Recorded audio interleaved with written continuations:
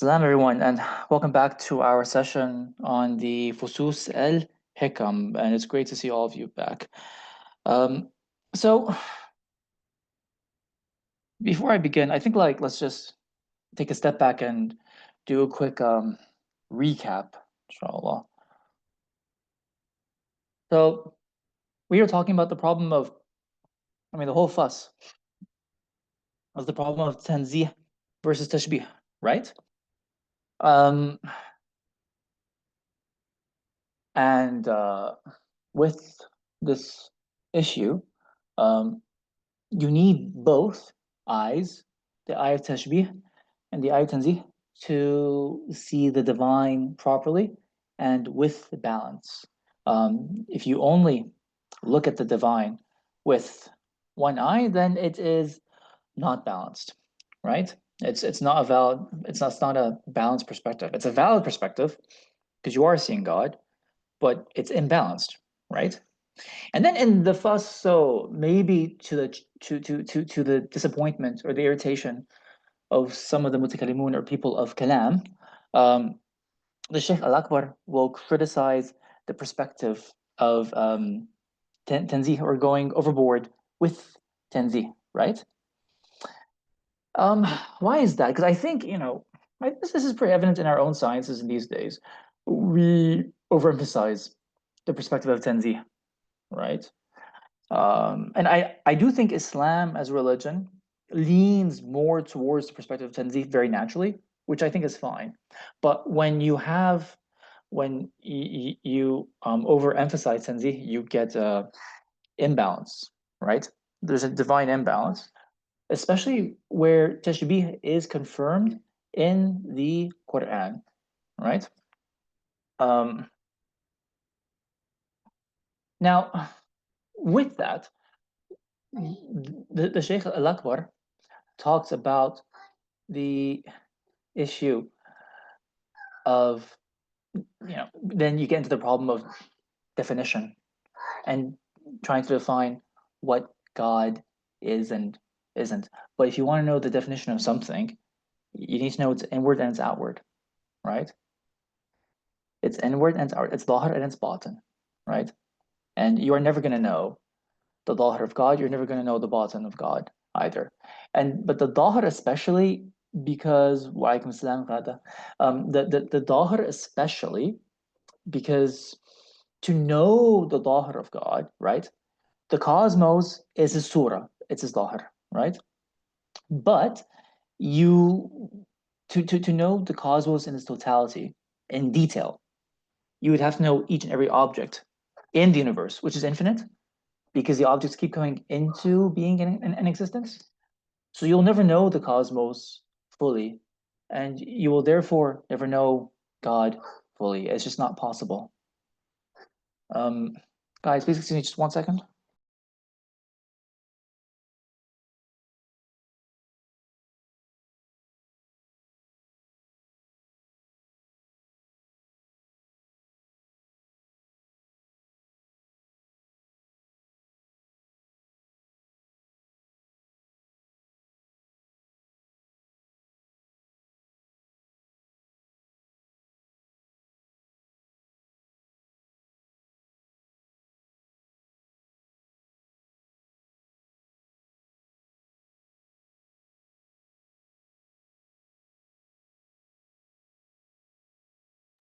Sorry, guys, I apologize for that. I'm just trying to take care of the kids and make sure that they're asleep, which is not happening at the moment. So please do bear with me. So we can't know the definition of God fully, right? Um, so you will never know it. But that's why you need to know the inward and the outward of a thing, and that's why you have the hadith. He knows himself. Who knows himself knows his Lord. But you can know God in a comprehensive manner, since what's called mujmal. You can have a general correct idea of what God is, right? And that is absolutely possible. You can give like a very general definition of what God is and isn't. So you need to know the Dhahir and the Batin of the thing. And so the cosmos its batin is, its ruh, if you like, is Allah. He is the one who animates the cosmos, right? And if the ruh of a thing disappears from a thing, then it just dies and it ceases to exist. And that's what happens to us. If the ruh leaves us, then we are like a log, a dead log, a corpse, what's called a jithm, a dead body.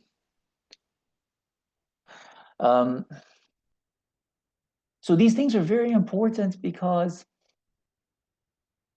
to know this, all the objects of the universe are singing the praise of its Lord. يُسَبِّحُ بِحَمْدِ رَبِّهَا, right? أو بِحَمْدِ رَبِّهِ. It is glorifying the praise of God. That is what each object in existence is supposed to do. And it does that by its very nature, and it also does that in a way that we can't see. So without kashaf, we can't actually see the things glorifying God. But that's what each and every thing does. That is why it exists. So it is God. So it is praising God, but He's also the musni and the musna alayh. He's the one doing the praise himself. He's praising himself because all the objects of the universe are His manifestations, right? And so this is going to be a really important point because, and it's connected to tashbih actually, because one of those objects that is doing praise of its Lord, which will be a very important point in this fuss, are the idols. And that goes back to the beginning of the fuss of the people who would go to excess in tanzih, because that's connected to Sayyid Nuh alayhi salam. Now, he made no mistakes. He's a prophet, okay? But there's two things happening. First of all, Sayyid Nuh alayhi salam, and we get into the story of this, and you get the outward interpretation of the story, and then you also get the batini, the inward, arfani interpretation of it, which is really, really interesting. Sayyid Nuh alayhi salam, he brings in his sharia an excess of tanzih, but he has to, because his people are afflicted with an excess of what? Tashbih. So you bring this excess tanzih to counterbalance the excess tashbih.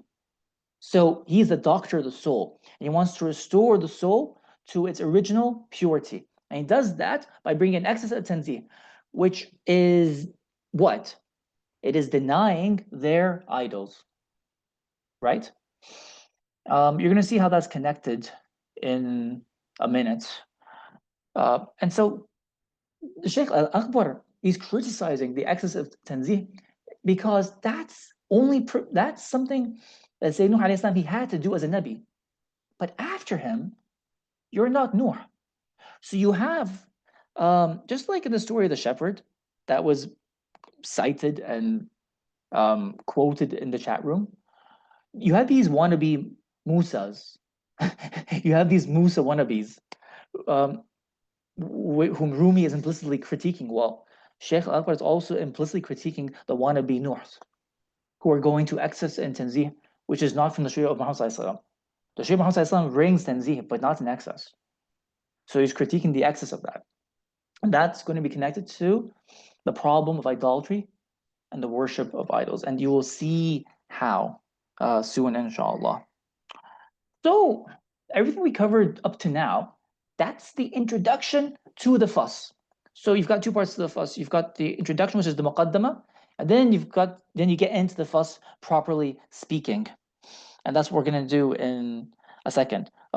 So first, let's just go through the small paragraph. I want someone to read this small paragraph. It's just from Laysa to فأفرد. And then we'll stop there.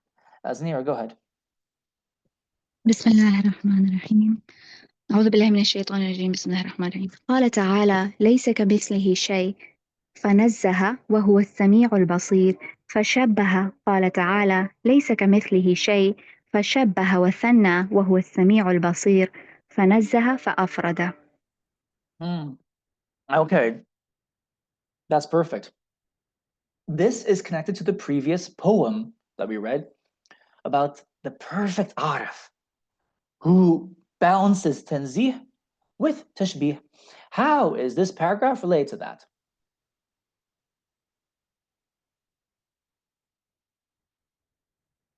Because at first he's saying there's nothing like him, so he's saying that's tanzih. But then he's also saying that he's Sami' al-Basir, he's hearing and seeing, and there's other beings that are hearing and seeing, so that's tashbih. Yep. So this verse in the Quran is the perfect verse of pure symmetry. It is perfect symmetry. Other verses in the Quran will combine tanzih and tashbih, but not in this same ratio of perfect tanzih to tashbih. This is perfect symmetry. This is the verse for that. And I'll show you why. So as Zanita rightly said, when you say so this is a verse that encapsulates both perspectives, tanzih and tashbih. So we start with this. He starts with ليس كمثله شيء, which translates to what? There is nothing like him, right? That means, so God did tanzih here, which is purifying God from everything that is inappropriate to his majesty. To say something is like him is incorrect. So you purify him from that. There's absolutely nothing like him from the perspective of tanzih. وهو سميع بصير. And yet, by the way, so this wow, it has a name. I just can't recall it at the moment, but it's not what's called wow al-ataf in Arabic grammar, because wow al-ataf connects it. It's a different, it's called actually wow al-istithna. What's wow al-istithna? Wow al-istithna. So this is according to Sheikh Hamd Yusuf, by the way. So this is a really interesting point. You don't translate the verse as there is nothing like him and he is hearing and seeing. This is the translation. There is nothing like him, but nevertheless, even though there is nothing like him, yet he is hearing and seeing. That would be a better English translation, because this is waw al-istithna. It's not waw al-ataf. Okay, so in the first part of the verse, he says nothing is like it. But in the second part of the verse, he says, and yet he is hearing and seeing, which is tashbih, which means because you and I have hearing and seeing. Therefore, there is a correspondence between us and God and other things. So there is some connection, some tashbih. He is like us and we are like him in some manner. How? We don't really know. So, فشبه. But then what does he say? فقال الله تعالى ليس كمثله شيء فشبه وثنى. What's going on there? What is going on there? How can he say that now this same part of the verse is also tashbih? And the tashbih is in order to praise himself. It's thana. How is this tashbih? Any thoughts? Is it because of like the kamithlihi, like him? It's kind of a comparison. But what does that mean? That God is comparing himself to other things, even though he's saying he's not like anything else. But he's making a comparison. Okay, so you're on the right lines. Let's translate it this way. What is this kaf? In Arabic, in order to read the verse in tanzih as saying there's nothing like him, you have to read the kaf as kaf mubalagha. It's called kaf mubalagha. But that's not the original function of kaf. What does this kaf do originally? It's for comparison, right? Like it's for saying something is like something. It's for comparison. Yeah. It's like, right? It means like. It means like, exactly. هو قوي كالأسد, or whatever it is. هو عظيم كالجبل. So this is the actual literal. Do you notice how I use the word literal? Because this is Sheikh Al-Akbar's mashallah. Literalism. If you haven't heard me say it 1,000 times, I'll say it 1,000 times more, because that's how you read them in Arabic.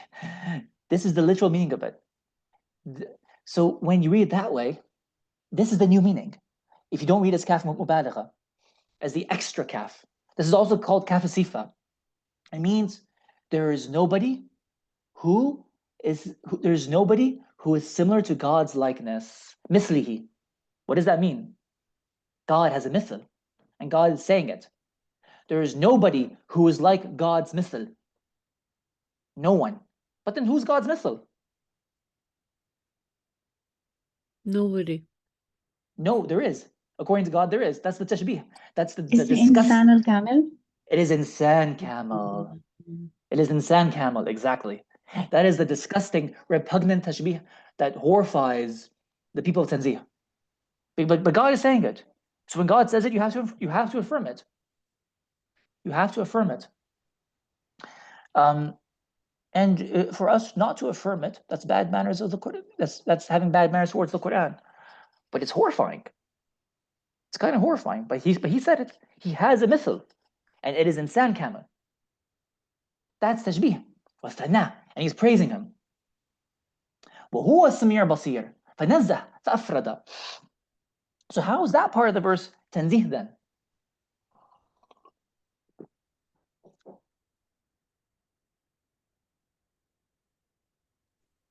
Hello, salam alaikum. Wa alaikum salam. It's like this what makes him, like what makes perfect tanzih. It's his tashbih. And وهو السميع البصير. No, in the kaf, in kaf tashbih. Okay, so you're going back because I went forward. Yeah, go ahead, tell me. Yeah. No, that's just my point. The thing that I understood, like the kaf of tashbih and laysa kamithlihi, which this what makes him really laysa kamithlihi shay. Like the tanzih include the tashbih. Exactly. Bravo, yes. In like after that he says وهو السميع البصير. Yeah, but so if you go back to the first one, وهو السميع البصير, that's normal tashbih. Okay, I want to know here in the second time round, how can this be tanzih? Because you see what he's doing. He reads it as tanzih tashbih, then also he switches around as tashbih and tanzih. So now وهو السميع البصير in this round means فنزه فأفرد. So how is this tanzih? Is he implying that only Allah is the Sami' al-Basir, no one else is like Yes. So you got the alif lam, which is alif lam ta'rif. There is no one who hears but God. There is no one who sees but God. He is negating hearing from you, and he is negating seeing from you. You don't hear, you don't see. He's the one who sees. He's the one who hears. And so if you find yourself hearing and you find yourself seeing, know that you're borrowing it from God. It's not yours. It's not yours. So you go back to the Upanishads and you have this verse, neti. God is not this, not that, not this, not that, neti. Right? That's tanzih. It's not yours. You are borrowing it. So then you go back to the Quran, Bismillah ar-Rahman ar-Rahim, Alhamdulillahi Rabbil Alameen. We went through that already, right? And before in this is very false. Ar-Rahman ar-Rahim, Maliki Yawmiddin. What's deen? Deen is dain. Maliki Yawmiddin. And with Malik, who's the king, you also get mulk. The mulk who owns the dain. Why is it Yawmiddin?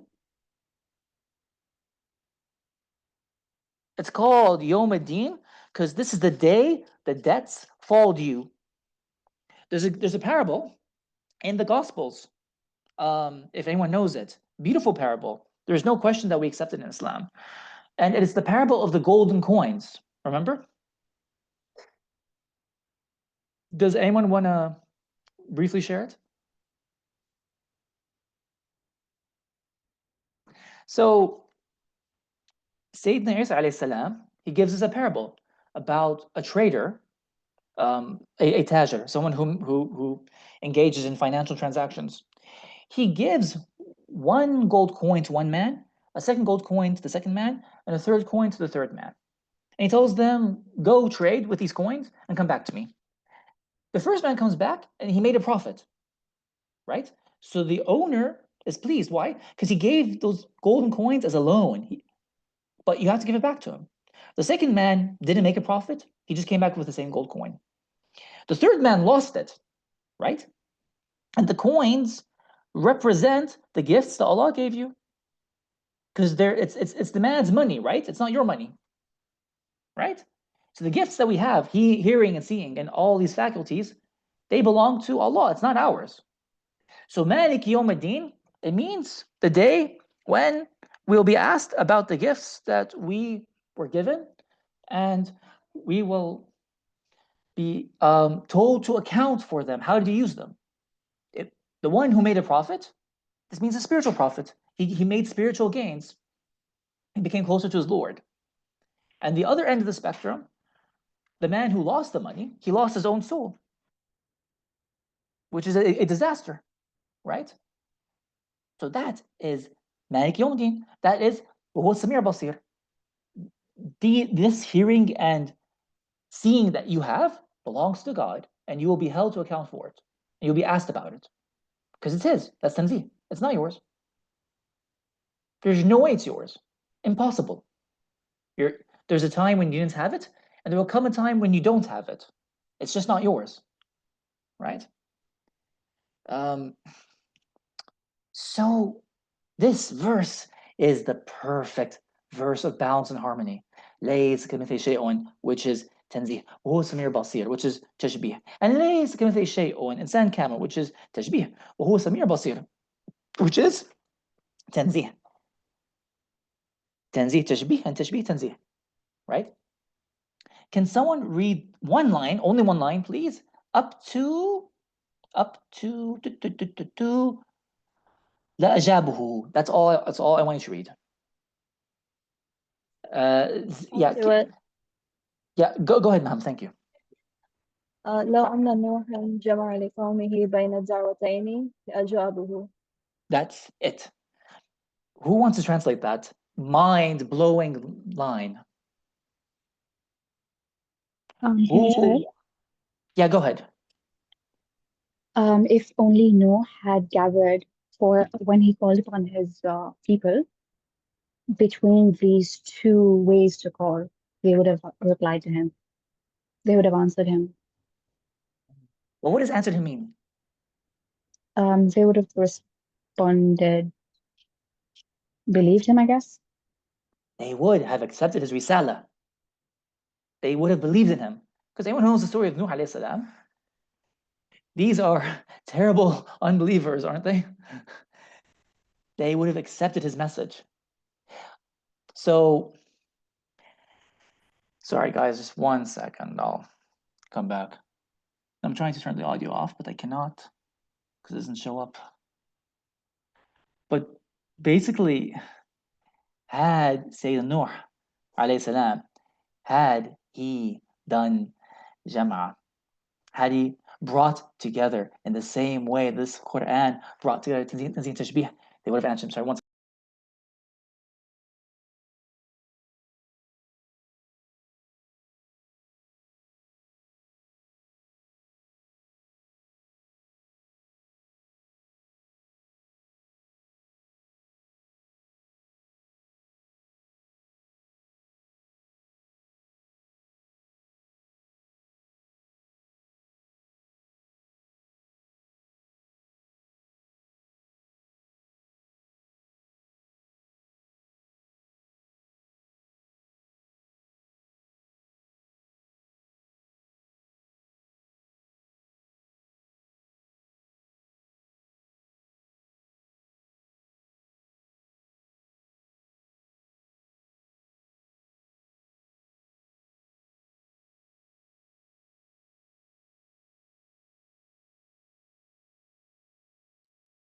Sorry guys, so لو أن نوحا جمع لقومه, how do you combine tanzih and tashbih?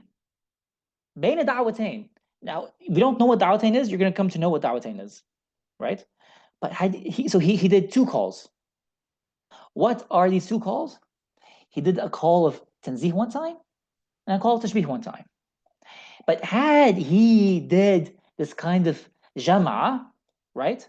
Had he done this jam'a, then his people would have believed in him, which is unbelievable. Because what he's saying, in effect, is that had the Qawm Nuh met Rasulullah, they would have believed in him. So this is a weird statement to make. It's not one that anyone has ever said before him, as far as I'm aware. Right? That's really, really, really mind-boggling. And it's something to like contemplate. So jam'a, this is an important word which you would have come across possibly a number of times during our sessions. What's another word for jama'ah?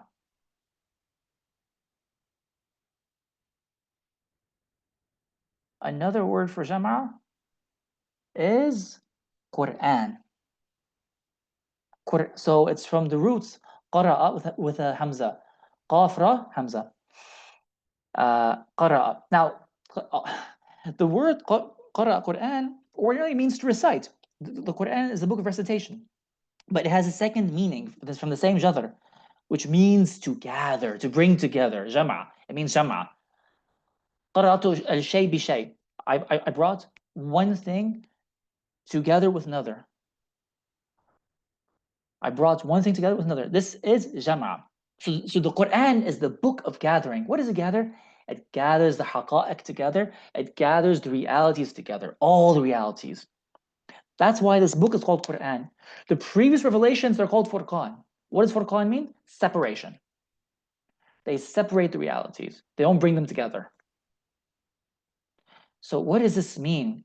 And this is the essence and crux of the whole story of Sayyidina Nuh alayhi salam, especially in Fas Nuh. And it is this, that Sayyidina Nuh alayhi salam, he does not acknowledge their idols. Someone asked me about this, by the way. We're going to cover it after tomorrow in the pluralism class, after tomorrow, inshallah, last class. He does not acknowledge their idols, he separates them. He does not acknowledge a divine connection to them. So he does furqan. So he separates them and he rejects them. But in the Muhammad Sharia, you obviously don't literally bow down to things made out of stone and wood, right? Obviously not. But the idols are acknowledged. As what? God's madahir. Because we said in the beginning of this fuss, and I'll go back up, that فَإِنَّ لِلْحَقِّ فِي كُلِّ خَلْقٍ ظُهُورًا. God has in each creation a manifestation. And the hura also recalls the meaning of like a phantom. He has an appearance in each thing. He has an appearance in each thing, right? Yes, that's sort of right, Ghada. That's right. So you know what, Ghada? In the sense that we talked about last time, Sayyidina Harun alayhi salam, he had trouble with acknowledging the golden calf, right? And so Sheikh Al-Akbar likes to point out these stories where the Anbiya are also murids. They're also murids. They are, yes, and you're right, Hannah, exactly. Exactly. They are murids where they're also, Allah subhanahu wa ta'ala is training them in their arfan and their walaya. They're the same as murids. They have their own training. And you see them undergoing that. So this is really interesting. So I don't want to rush this because this fuss has many layers. So we're gonna go read Surah Nuh in a little bit, so we can take this quite slowly. But Quran, let's talk about Quran a bit more, right? So the action of doing jama'ah, of gathering, like this has implications. What does it imply? What does it mean? One of the shuyukh said that in this path, this Akbarian path, we reject nothing, which is not an antinomian statement. It's not a statement that's calling you to do chaos. That's not what it means. But it means every single thing has a way of being done, of being accepted. It's possible. You don't just reject art outright.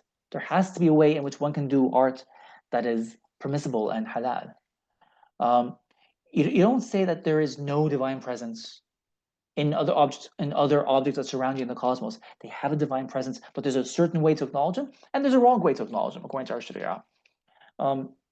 When you say and do Quran and Jama'ah, you're saying no one is 100% wrong. No one is ever 100% wrong. You can be majorly wrong, but you're never 100% wrong. Never.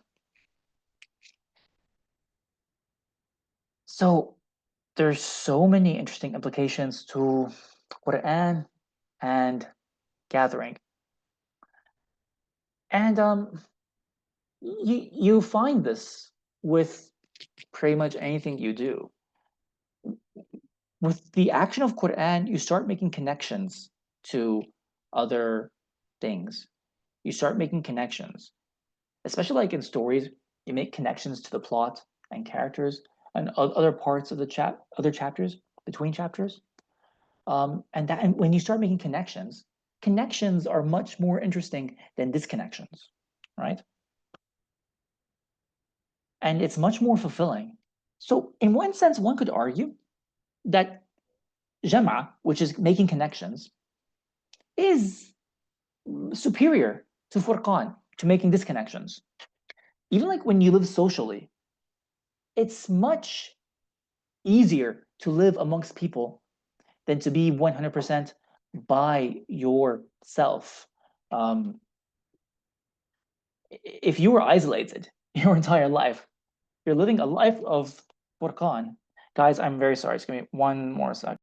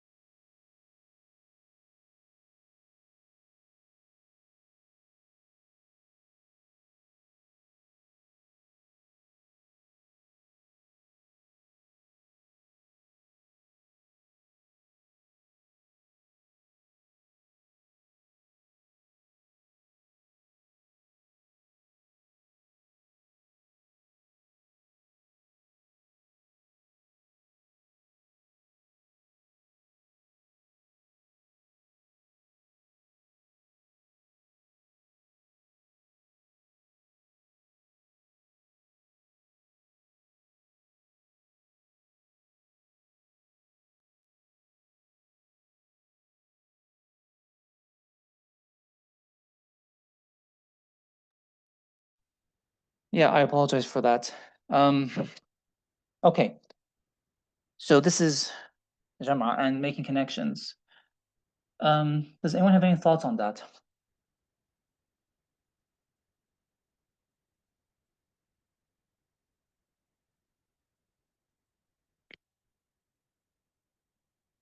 There's more to say, inshallah, and we'll come back to it.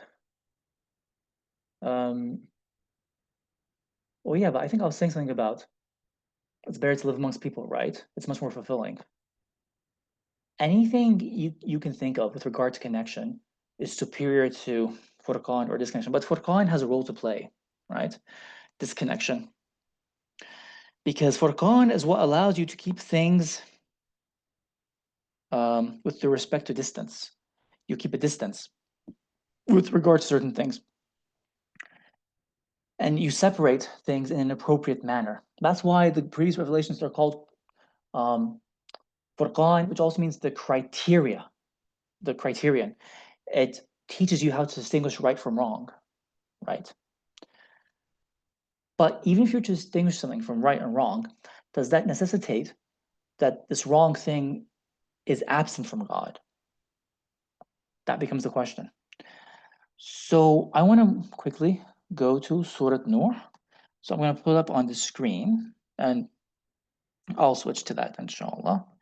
And we'll take it slowly, because you really have to appreciate how this whole chapter is completely intertwined with the surah itself. So let me see if I can do that. Guys, can you see Surah Nuh here? No, it's still the Fusus one. I think you might have to. Oh, actually, yes. Now we can see. You got it? Okay. Can I get one person to read Surah Nuh, please? Just English. That's fine. I'll read the English. Sure, thanks. Go ahead, ma'am. Indeed, we sent Noah to his people, saying to him, warn your people before a painful punishment comes to them. Noah proclaimed, O my people, I am truly sent to you with a clear warning. Worship Allah alone, fear him, and obey me.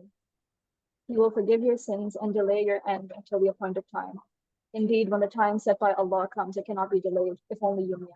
He cried, my Lord, I have surely called my people day and night, but my calls only made them run further away. And whenever I invite them to be forgiven by you, they press their fingers into their ears, cover themselves with their clothes, persist in denial, and act very arrogantly. Then I certainly call them openly. Then I surely preach to them publicly and privately, saying, seek your Lord's forgiveness, for he is truly most forgiving. He will shower you with abundant rain, supply you with wealth and children, and give you gardens as well as rivers. What is the matter with you, that you are not in awe of the majesty of Allah, when he truly created you in stages of development? Do you not see how Allah created 7 heavens, one above the other, placing the moon within them as a reflected light, and the sun as a radiant lamp? Allah alone caused you to grow from the earth like a plant. Then he will return you to it, and then simply bring you forth again. And Allah alone spread out the earth for you, to walk along its spacious pathways. Eventually, Noah cried, my Lord, they have certainly persisted in disobeying me, and followed instead those elite whose abundant wealth and children only increased them in loss, and who have devised a tremendous plot, urging their followers, do not abandon your idols, especially Wad, Suwa, Yahud, Yaruk, and Nasr. Those elite have already led many astray, so, O Lord, only allow the wrongdoers to stray further away. So, because of their sins, they were drowned, then admitted into the fire, and they found none to help them against Allah. Noah had prayed, my Lord, do not leave a single disbeliever on earth, for if you spare any of them, they will certainly mislead your servants and give birth only to wicked sinners, staunch disbelievers. My Lord, forgive me, my parents, and whoever enters my house in faith, and all believing men and women, and increase the wrongdoers only in destruction. Thank you very much. So that seems like a very straightforward surah, right? It's a very straightforward surah, and it's really hard to, it seems on like initially, it's very hard to read any kind of inner meaning or arfan to it. But that's the Shaykh al-Akbar's entire chapter. Now, there's so much to say about this, so hopefully I'll say it as time goes on. But I'm just going to draw your attention to this one line, which is verse 5. قال ربي إني دعوت قومي ليلا ونهارا ليلا ونهارا. Okay? You could say that, you see, actually before I say this, what the Shaykh al-Akbar is doing, this is not the Batni tafsir. This is something else. He's doing something else, which is really hard to pin your finger on. But he is showing you that the people of Nuh alayhi salam, Qawm Nuh, they're actually master arifin. Misguided, but they're actually people of ma'rifah. They're not stupid. They are master arifin. And what they do is they perceive the presence of Allah in the idols, which is why they worship them. And he knows that. So, as next time, what we're going to come to is you're always going to be reading Surah Nur in this chapter with 2 layers, and they don't contradict each other in any way whatsoever. They're complementary. The first layer is the original meaning that you know as you've read the surah just now. But there's a second layer in which all the verses are perceived in the light of irfan and ma'rifah. And so you understand the motivation for Qawm Nuh and the motivation for why they do what they do with respect to their ma'rifah and their arfan, right? Let's go back. Now, Yeah, let's go back to the actual text. But I'm going to comment on this. قال ربي إني دعوت لقومي ليلا ونهارا. So them being knee deep and drowning in tashbih, Sayyid Nuh alayhi salam, he calls them, actually, he does something interesting. He calls them with an excess of tanzih, but he's also doing something else. He is doing furqan, and it's in this verse. Laylan, you could say, means the batin, which you could also say is tanzih.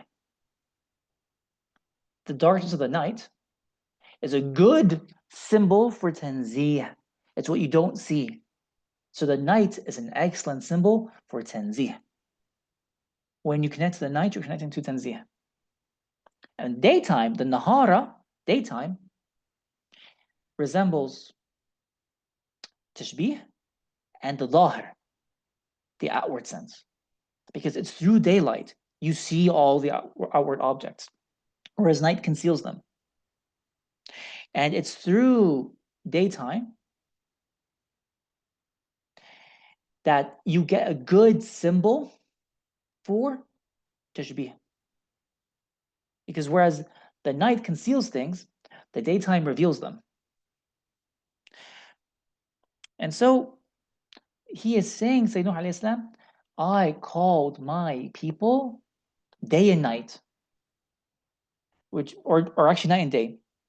So I called them first by tanzih, then I called them by tashbih. I called them by tanzih, then I called them by tashbih. But it's a certain kind of tashbih, right? This kind of call, it's called the call of separation. It's called the call of furqan, da'wat furqaniyya, da'watu furqaniyya, because he's separated day and night. What you'll come to see is that this is not the Muhammadan call. The Muhammadan call includes jam'a, it's not furqan. In the 24-hour cycle, where do you get this jam'a? Where do you get a combination of day and night in the 24-hour day cycle? Fajr and Maghrib. So sunrise and sunset, right? Yeah. Good. So you could say that Sayyidina Islam, he calls people by day and by night, in the day and in the night. But Sayyidina Muhammad, he called his people in the whole world by sunrise and sunset. So Shaykh by the way he says it is that, but Muhammad he called his people by day in the night and night in the day. What is that? Sunrise and sunset, where the twain meet, twilight and dusk. And that's why his people responded to him, and that's why Qawm Nuh would have responded to his call, right? Now, it's not just the fact that through Quran they would have their kind of tashbih would have been acknowledged. But Shaykh Al-Akbar says something else that's interesting. He says that Qawm Nuh were in the station, they were in the station of Quran. كانوا بي مقام Quran. They were in the station of Quran, in the station of Jama'ah. That was their hal, that was their state. And so it's because of that state, having a maqam that's Quran, they would respond to a verse that was from the Quran.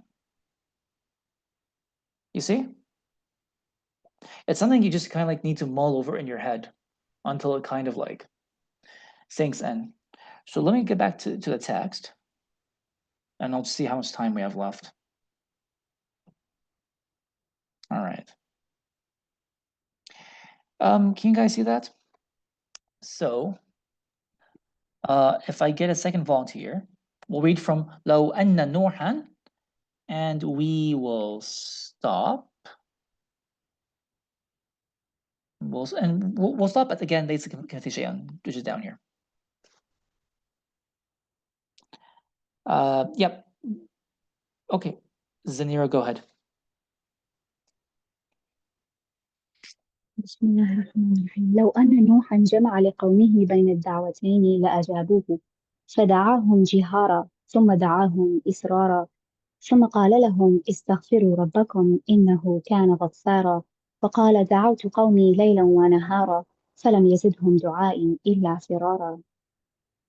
وذكر عن قومه أنهم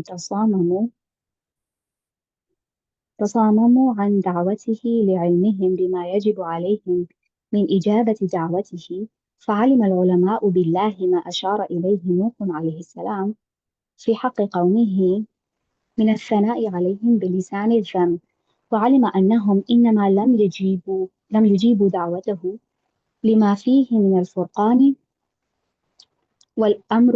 والأمر قرآن لا فرقان، ومن أقيم في القرآن لا يصغي إلى الفرقان، وإن كان فيه فإن القرآن يتضمن الفرقان، والفرقان لا يتضمن القرآن، ولهذا ما اختص بالقرآن إلا محمد صلى الله عليه وسلم.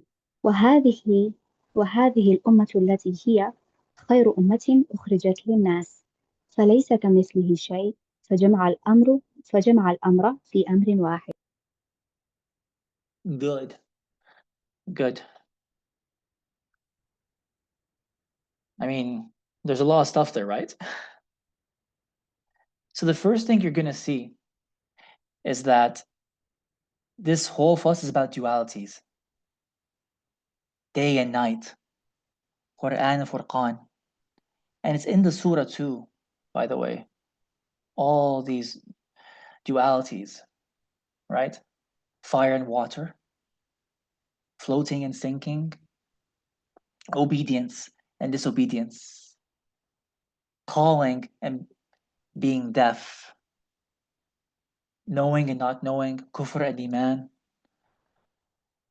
and just many, many others. Heaven and earth, right? The whole thing is about dualities. And so if Furqan is about trying to engage with dualities, there is this implicit, unconscious desire for those dualities to be reconciled. You feel an almost unbearable tension between the dualities that by their very nature demand a resolution, because dualities conflict with one another. They need something to bring them together. The very nature of that tension, creative tension that exists between them is something that necessitates that they be brought together. There's a connecting link to bring them together. And that's what you're going to see throughout this entire chapter, right? So bear in mind, we're talking about dualities. Even wilaya juxtaposed next to nubuwa, right? Any questions so far? I'm just going to cover this just a little bit, and then we'll call it a night.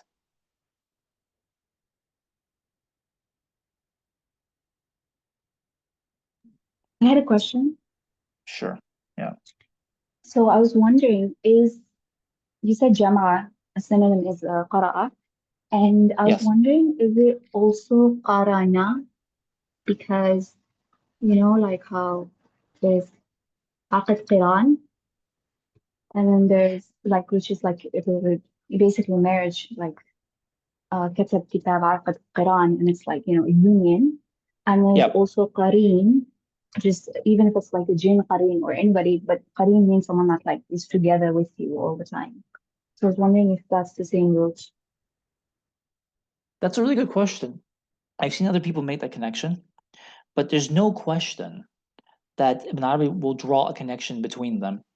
But I don't know if he means that jadr root or the other jadr, but I suspect it's actually the first jadr with the hamza. But listen, you're totally right. If you go back to Surah Al-Qiyamah, right? وَإِذَا جَمَعْنَاهُ, right? If anyone can bring the verse, bring it.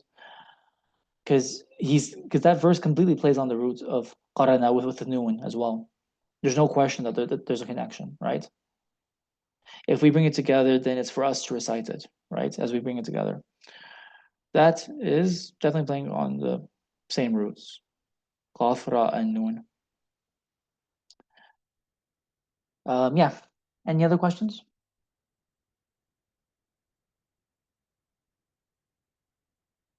Okay.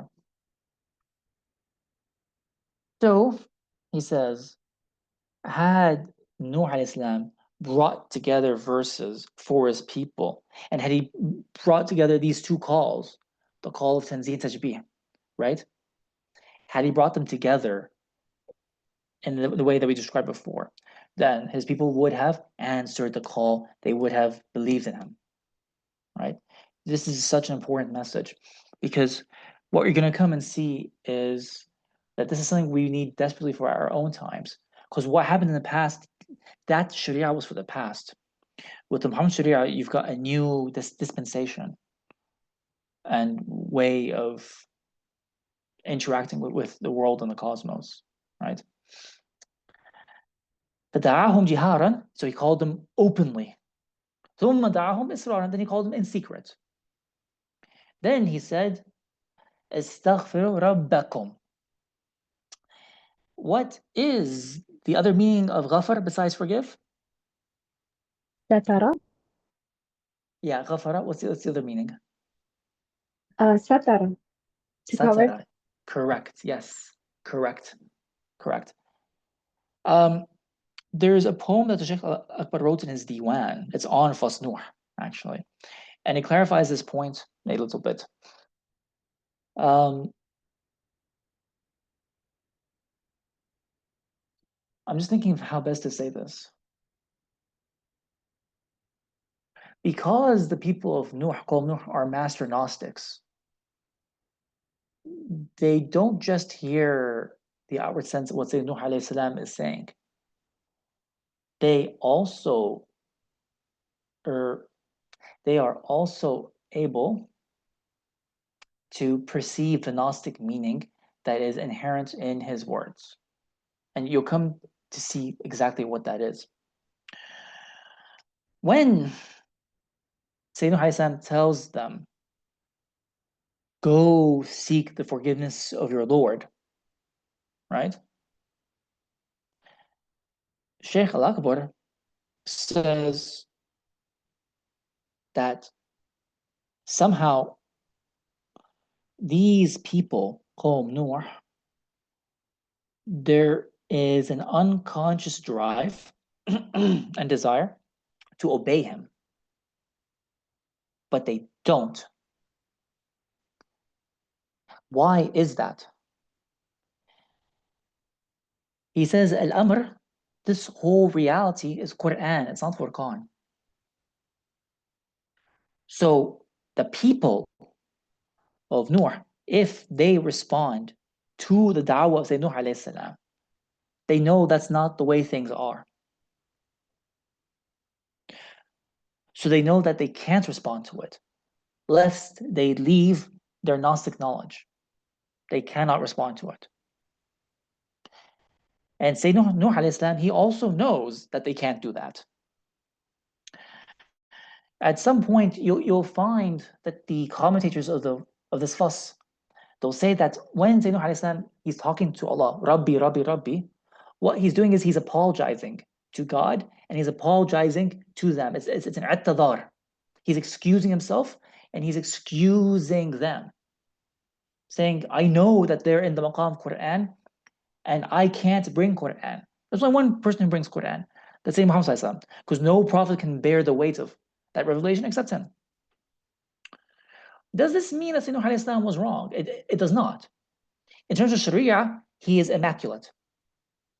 And that's all you need with respect to with respect to what is incumbent upon Sayyidina Nuh with regard to his responsibilities. That's all you need to know with regard to what he's responsible for. He's responsible for conveying the Sharia.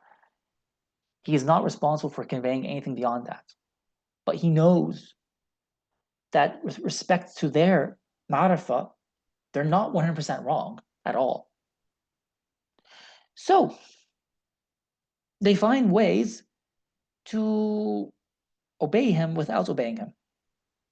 And I know that sounds contradictory, but you'll see how this works as the fuss increases, and well, as we go through the fuss, as the fuss develops.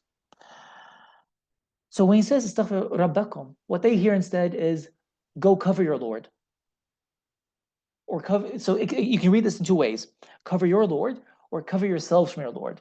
Cover yourselves from your Lord. So, how do they cover themselves?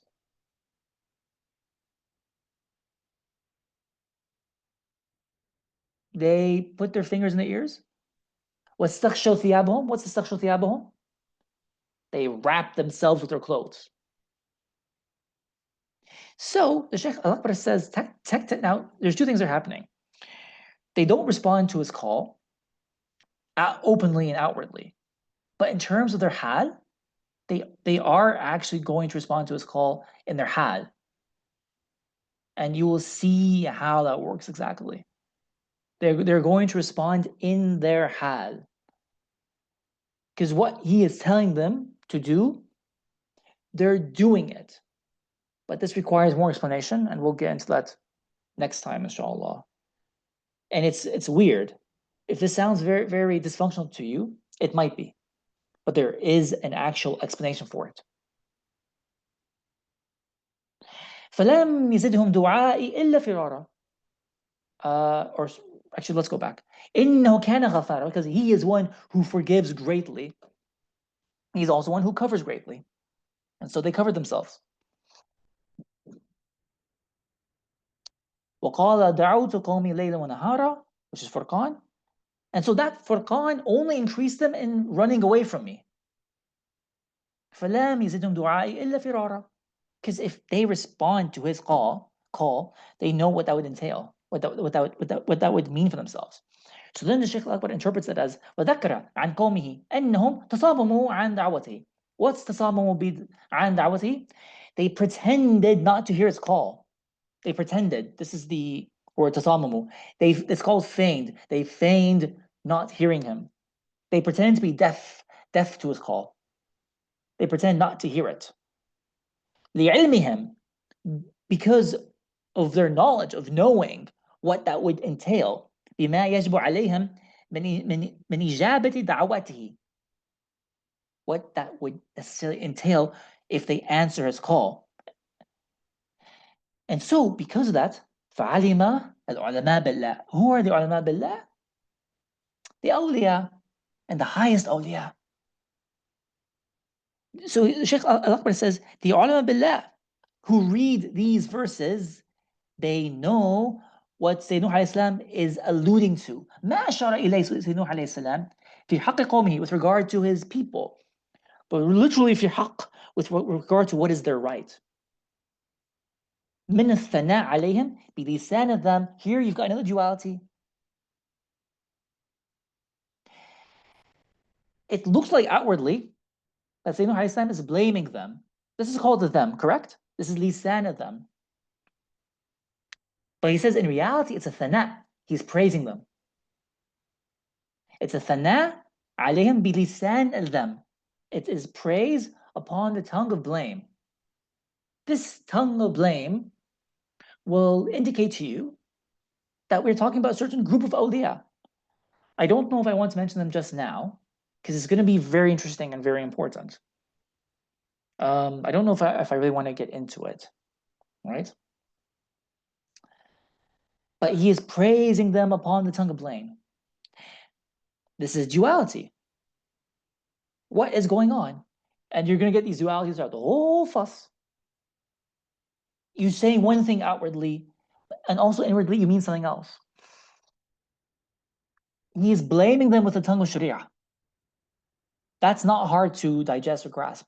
He's blaming them with the tongue of the Sharia, but he's praising them with the tongue of Walaya and with the tongue of Ma'rifah.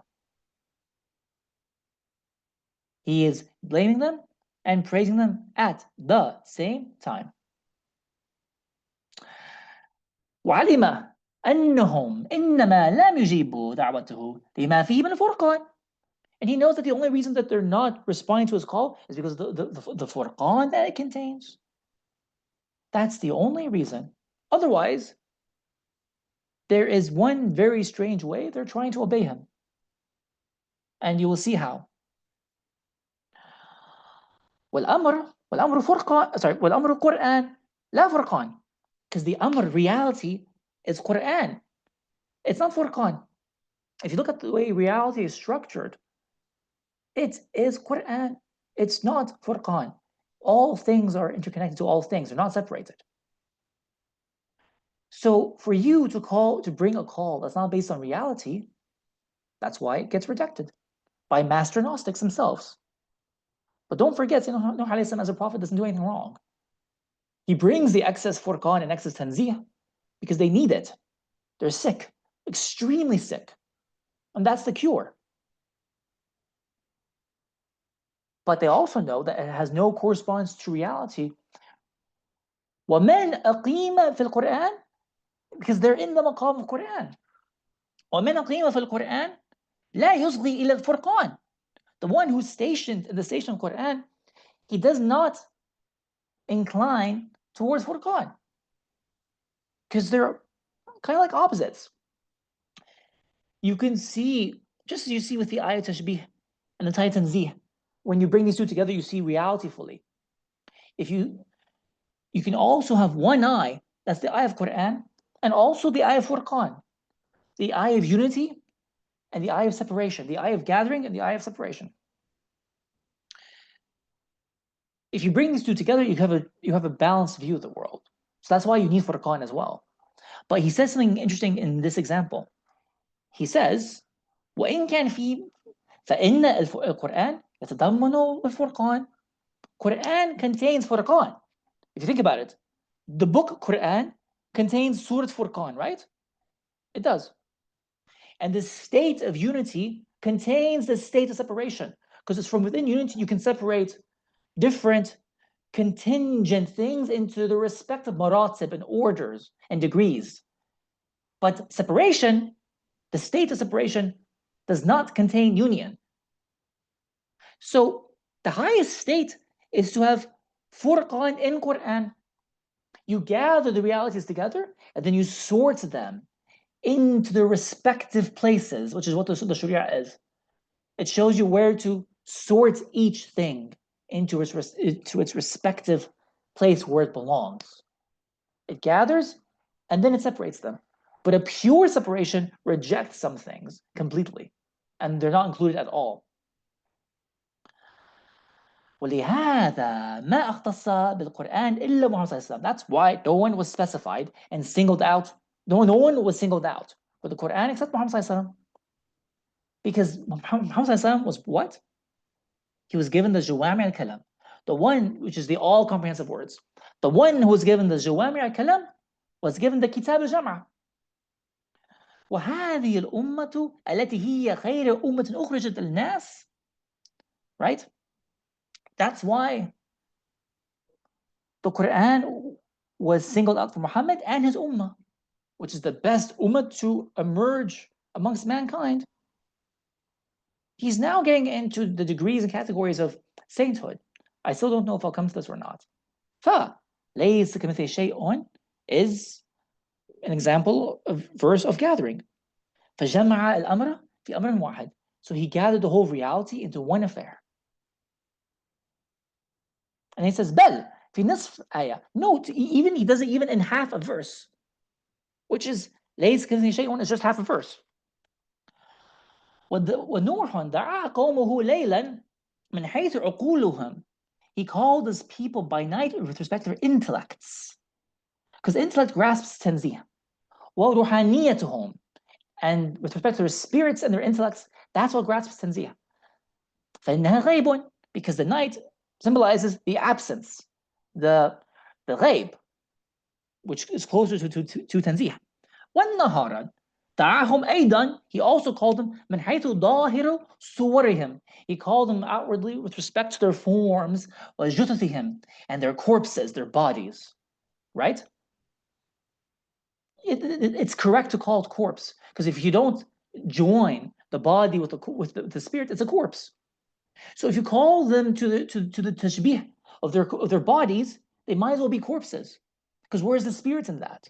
And if you call them to their spirits only without combining it with the bodies, right?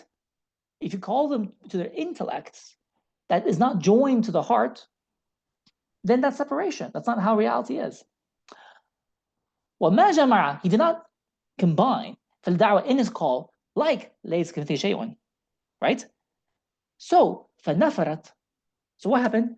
فنفرت بواطنهم, their inward selves were repelled by that. Nafra is to flee.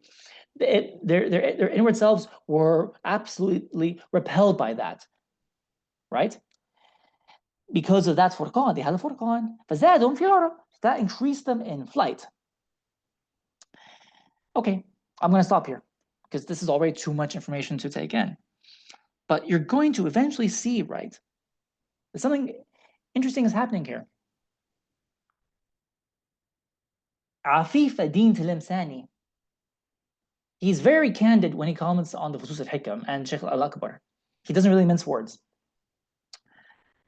So he says that if we say that the people of Nuh alayhi salam are stationed in the Quran, doesn't that make them Ahlul Quran? Which is a really weird way to put it. They are Ahlul Quran. They're the people of the Quran. And the Ahlul Quran are it's a very high category.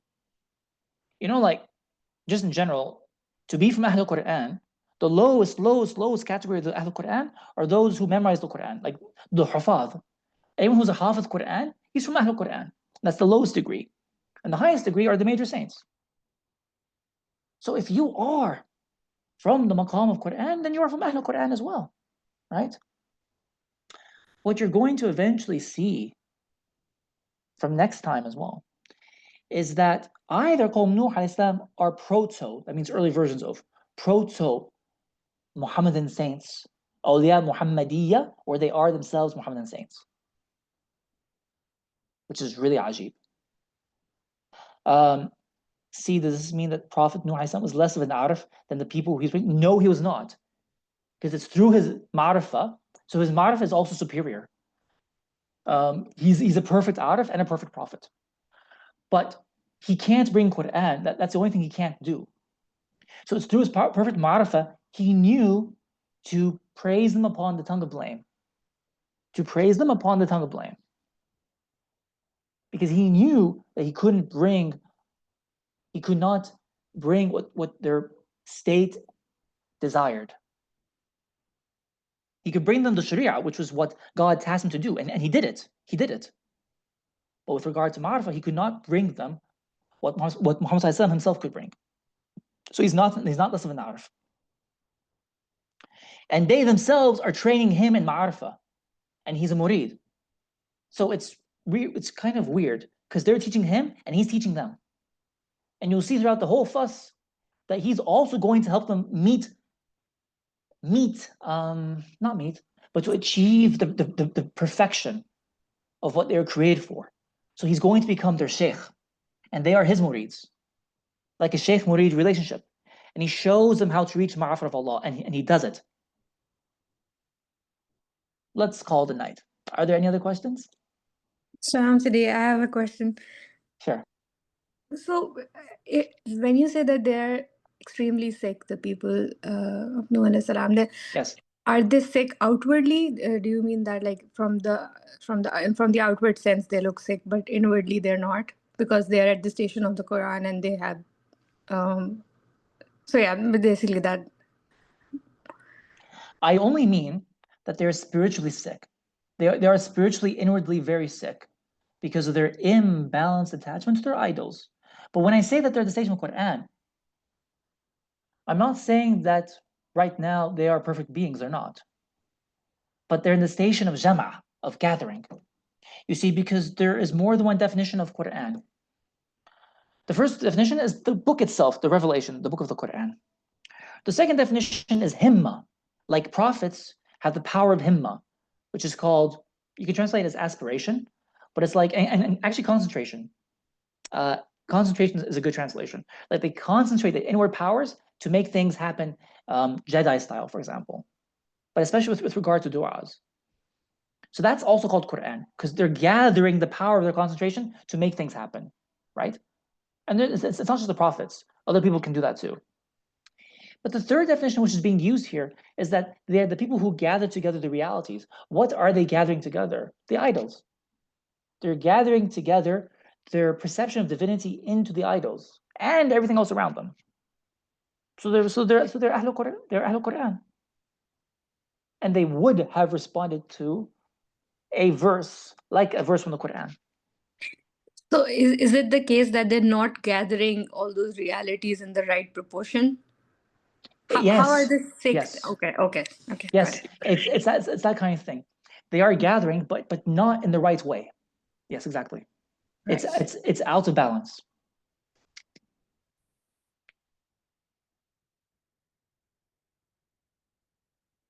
Does it mean if they had this amount of devotion towards Allah, it would have been different? If they had this amount of devotion to Allah, because they were like, having this amount of devotion to the idols. So it's yeah, just that's so interesting. Yes, you're right. You're right. So what happens is that the Sharia remains where it is. It's very simple, right?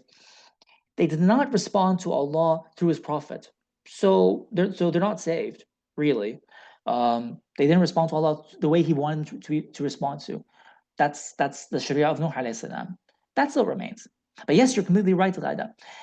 They were very devoted to Allah in a different way, which is through tashbih. You could say they're the guardians of tashbih. They are. They're the guardians of tashbih. And Allah, quote unquote, rewards them for that. You will see that in the coming weeks. I don't want to give it away right now, but He actually rewards them for that.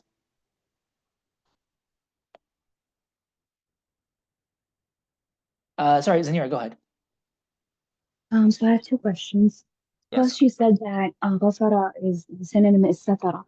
And Yes. so then, and then you said that when he said istaghfiru rabbakum, they interpreted that as cover yourselves from Correct. God.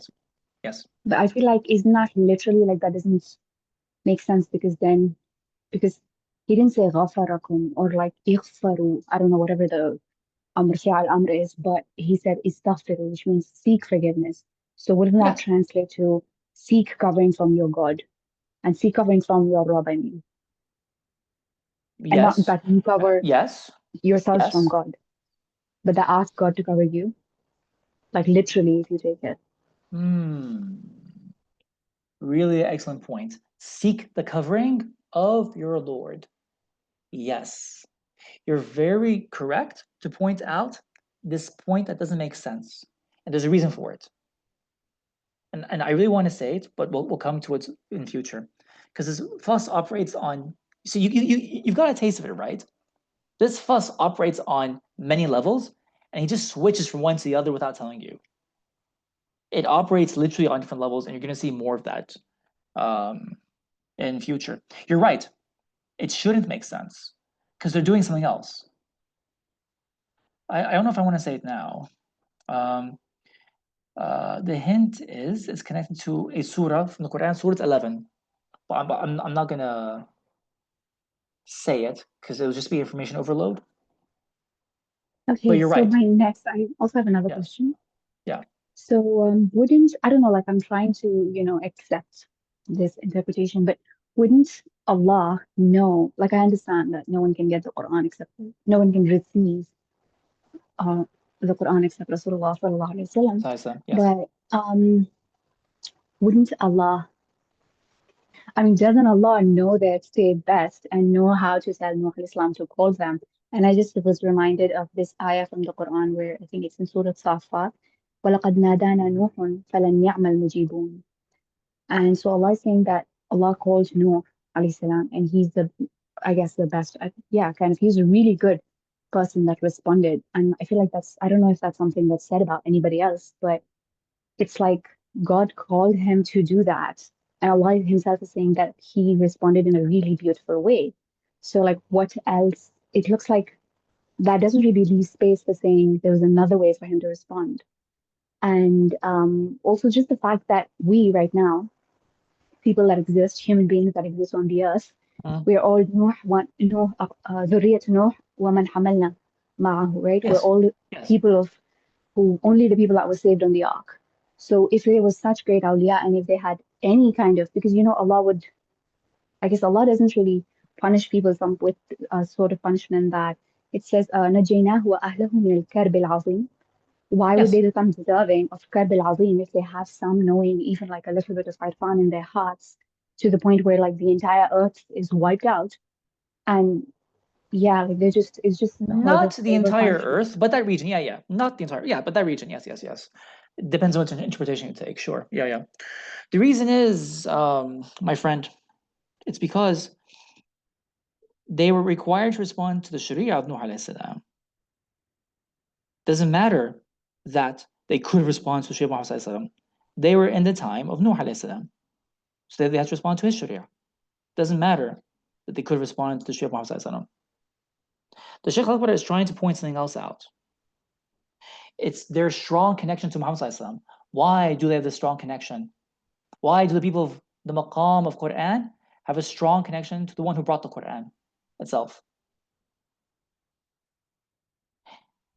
Right? And that's because if you want to see what a Muhammadan wali looks like, read Surah Nuh and read about the Qawm Nuh. That's what their hal is like. The hal of the Muhammadan wali is their hal. And and what he says, Shaykh al-Akbar, is that the ulama billah know that. They had this connection to Muhammad sallallahu alaihi wasallam. That doesn't matter with regard to the outward sense of the affairs. They were required to respond to the Sharia of Nuh alayhi salam, and they didn't. And he is the best of responders in his own way, in his own ayn thabita, in his own capacity. He couldn't do more than that. With regard to what he had, he did what he could, and it was excellent, and it was the best way to do it for him. But Muhammad sallallahu alaihi wasallam excels him. You can't deny that. فَلِنَعْمَ الْمُجِيبُونَ, yes, but Muhammad sallallahu alaihi wasallam excels him, as he excels all the prophets.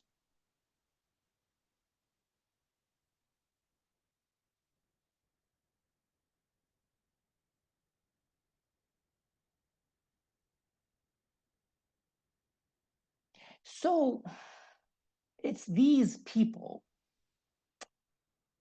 they call them Nuh, they preserve the Asrar al-Muhammadiyya, which are then taken up by the actual Awliya al-Muhammadiyya after the coming of Muhammad sallallahu alaihi wasallam. For our purposes, you'll see why this fuss becomes important, and the importance of Quran versus Furqan with regard to connecting things and including things. Right? That's it. If any more questions, we can take them in the chat. Let me just see this last chat room. Yes, Ghada, I know. It is confusing. We can go back and revisit what we said. But do you remember what I said the first lesson we had? This is a fuss of what? This is a fuss of Hayra. Duality. Yeah, Hayra, exactly. Hayra. This is a fuss of Hayra. You're supposed to be confused. You're supposed to be perplexed. This is exactly what this fuss is about. It would not be a fuss of Hayra if you do not get at least a little bit confused. Because there's too many things going on at once. If there's a better way to explain this, I'll try and find it, inshallah. I'm just going with the flow, but there must be like an easier way to explain it. I've also written an article on this. Anyone who wants to read the article, you can, inshallah, and that might help clarify things. All right, guys, thanks so much. And please, I encourage you to like think more about this in the chat room, and that can give me space to explain things and elaborate on things more in the chat room as well, right? Yeah, have a good night. Assalamu alaikum wa rahmatullah.